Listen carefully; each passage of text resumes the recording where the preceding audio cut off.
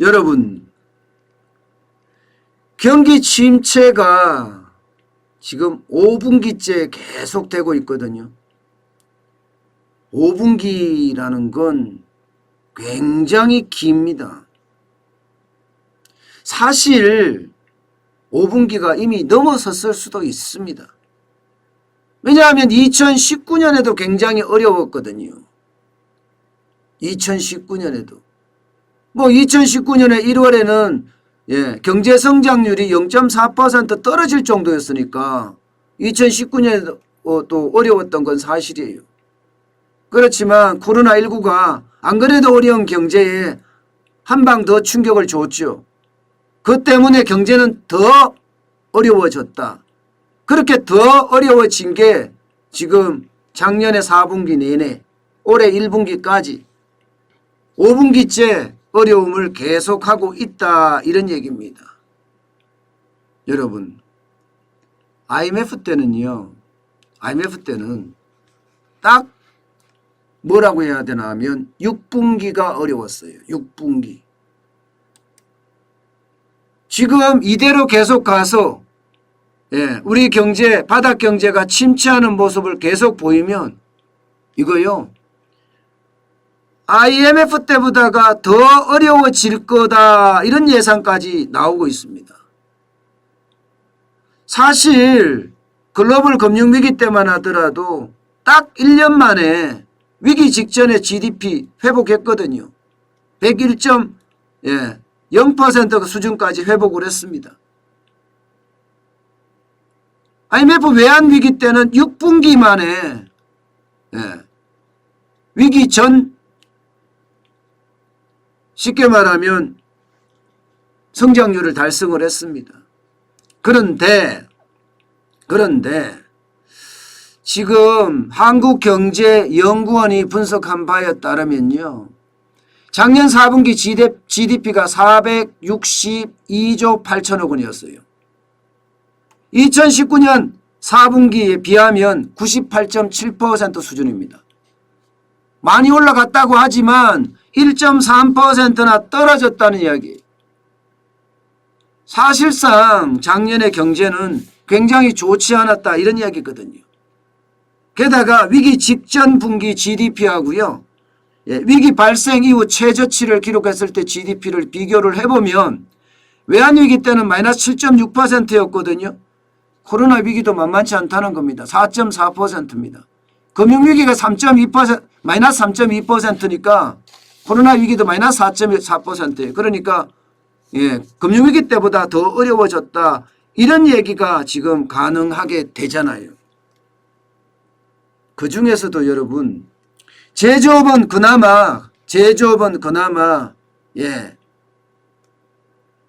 자리를 잡았다고 이야기하면, 그러니까 코로나 직전의 어떤 그 성장률을 따라가고 있어요. 제조업은 수출이 좀 좋아진다고 하기 때문에. 게다가 지금 반도체는 품귀 현상 때문에 가격까지 올랐습니다. 그러니 대한민국 경제에는 굉장한 호재가 맞습니다. 호재가. 그런데 서비스업은 상황이 다릅니다. 음식이나 숙박, 교육, 문화업종 모두 타격을 엄청나게 받았습니다. 그래서 제조업은 뭔가 회복되는 모양새, 그러나 서비스업은 망가지는 모양새, 이렇게 지금 보이고 있습니다.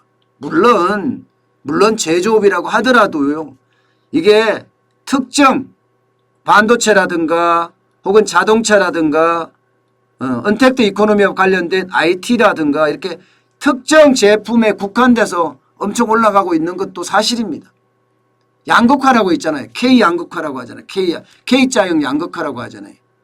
그렇지만 전체적으로 봐서는 제조업은 조금씩 회복되는 모양새. 그러나 서비스는 지금 망가진다. 심지어 여러분, 경제성장률 중에 말입니다. 경제성장률을 구성하는 요소가 소비, 투자, 수출이잖아요. 이 소비 부분이 지금 문제가 심각하다는 겁니다. 소비 부분이. 게다가 요즘은 투자 부분도 지금 점점 심각해지고 있다, 이런 얘기가 나오고 있어요. 투자 부분도. 기업들이 투자를 안 한다는 거죠. 특히 소비는요. 민간 소비가 L자입니다. L자예요. 완전히 망가지고 있다. 이런 얘기입니다. 민간 소비가. 그러다 보니까 가계의 사업소득 엄청 줄어듭니다. 여러분 보시다시피 2018년부터 2018년 마이너스 3.4%입니다. 2019년 마이너스 1.4%예요. 2분기는 2019년의 2분기입니다. 계속 마이너스죠.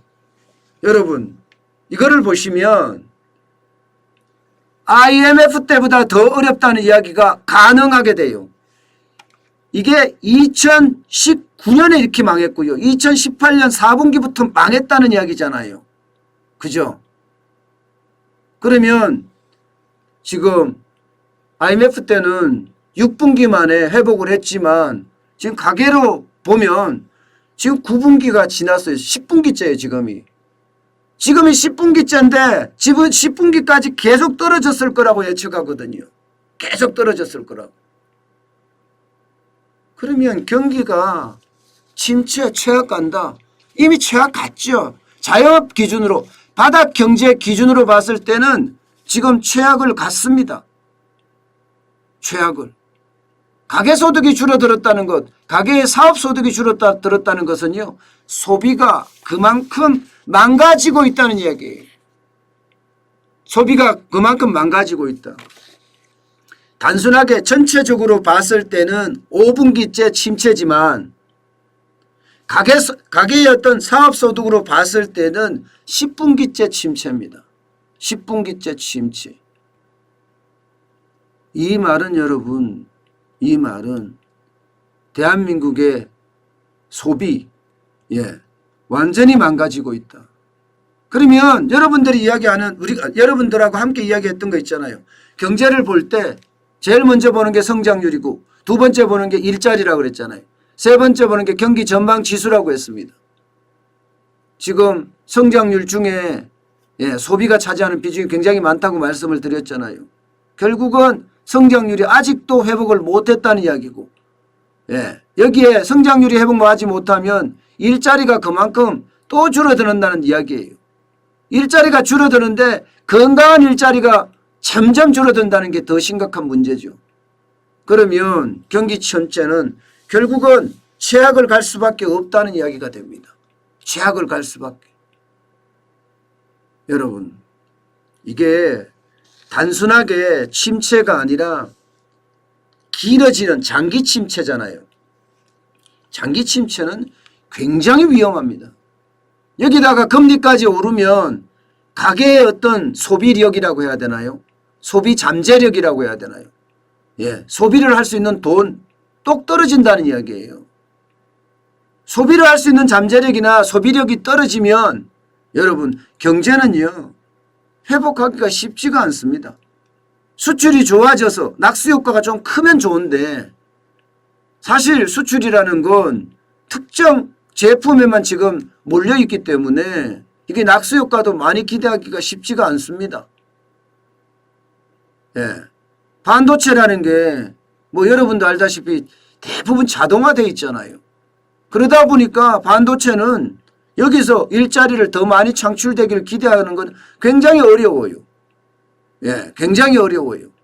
여기에다 IT 제품들, 여러분 IT 제품 공장에 가보면 자동화 엄청 되어 있습니다. 스마트폰 공장 이런 데 가보면 말입니다. 그만큼 일자리가 늘어나지 않는다는 건 결국은 경제가 백신을 맞는다고 하더라도 코로나19 백신을 맞는다고 하더라도 집단 면역이 생긴다고 하더라도 우리 경제는 당분간 어려움이 계속될 수도 있다. 그런 얘기예요.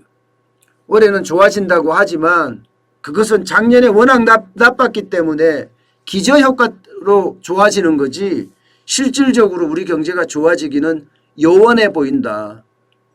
굉장히 어려움이 앞으로도 커질 거다. 이런 예상이 지금 가능하게 됩니다. 저는 경제를 이야기할 때마다 느끼는 게요. 정확한 지표를 가지고 이야기를 해야 되거든요. 근데 막연하게 경제 좋아진다. 지금 정부는 그렇게 이야기하고 있거든요. 아니면 착시를 많이 만들어내요. 일자리 착시도 만들어내고요. 예, 통계를 갖고 착시를 많이 만들어내니 참 안타깝거든요. 여기다가 수출도 지금 착시가 일어나고 있는 중이잖아요. 예, 특정 제품에서만 많이 올라가기 때문에 여러분 늘 우리는 경제를 바닥경제 중심으로, 그게 우리의 삶이니까 바닥경제 중심으로 해서 어떻게 이게 회복되는지를 보는 게 그 어떤 때보다 중요합니다. 분명한 것은 가계 사업 소득이 지금 10분기째 떨어지고 있다는 사실은요, 여러분, 마이너스를 기록하고 있다는 사실은 우리 바닥 경제가, 죄송합니다, 이 말 그냥 쓰겠습니다, 개판입니다.